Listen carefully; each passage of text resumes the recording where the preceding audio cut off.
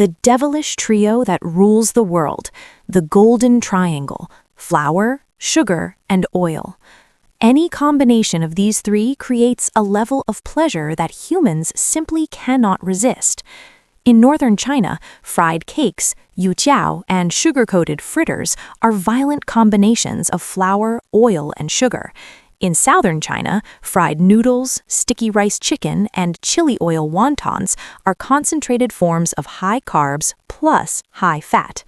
In the West, pizza, donuts, and burgers gift you a suddenly expanded waistline and hips. The most insidious example is something as ordinary as a bowl of oil-splashed noodles or rice mixed with lard. There's no added sugar at all, but under the action of salivary amylase, those high carbohydrates are rapidly broken down into sugar. Here's solid evidence. 100 grams of white steamed buns have a glycemic index of 88, while pure table sugar is 100.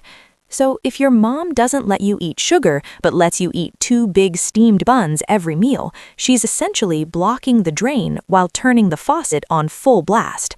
You think you don't like sugar, but in reality, you're used to consuming refined carbohydrates.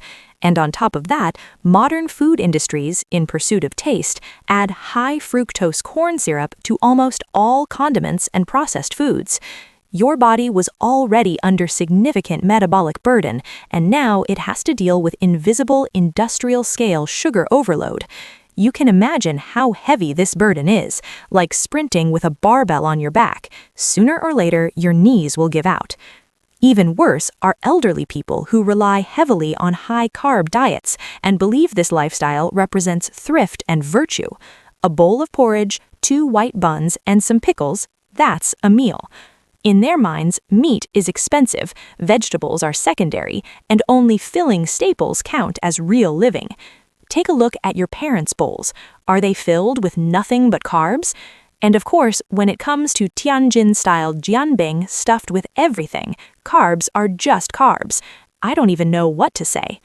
In the 1970s, the United States subsidized corn and wheat on a massive scale to address hunger. To sell off this cheap grain, the nutrition community at the time invented a carbohydrate-based food pyramid. The idea that eating more grains is healthier was not originally a scientific discovery, but a response to agricultural fiscal policy. Not long ago, at the beginning of 2026, the United States released its latest 2025 to 2030 dietary guidelines. This is widely regarded as the most significant reset of federal nutrition policy in decades. Its stance on carbohydrates has undergone a dramatic shift. In previous versions, grains like bread and rice were always placed at the base of the pyramid, with recommendations to eat more. But the new 2026 guidelines introduced a redesigned pyramid. Although the new guidelines sparked considerable controversy, the trend is clear. Carbohydrates have been removed from the foundation, replaced by high-quality proteins and natural vegetables. For the first time, the guidelines strongly emphasize that Americans must significantly reduce their intake of refined carbohydrates, such as white bread, noodles, and cookies. Previously, sugar intake was recommended to stay below 10% of total calories. Now, the updated guidelines state directly, any amount of added sugar or artificial sweeteners is not a healthy dietary practice. To clarify, added sugar does not include naturally occurring sugars in fruits or milk, like fructose or lactose. It refers to sugars or sweeteners added to improve taste. The new guidelines require that added sugar per meal should not exceed 10 grams, and even suggest that children under 10 should completely avoid any added sugar. Yes, you read that correctly. 0 added sugar, not even a little. The relationship between the U.S. government and grain giants such as Cargill, ADM, and Bunge is extremely complex.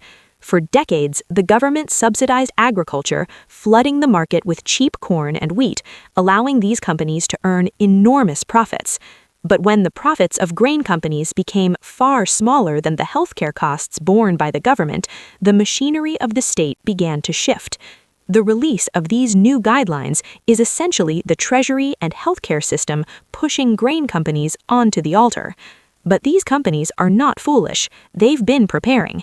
These giants are transitioning from suppliers of cheap calories to biotech nutrition companies.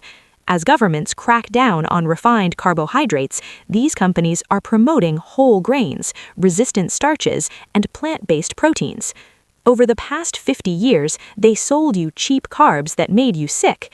Over the next 50 years, they will extract healthy components from the same raw materials and sell them back to you as longevity products. You could say that the U.S. dietary guidelines are not eliminating grain companies, they are forcing them to upgrade. The world's top nutrition experts have finally acknowledged a reality.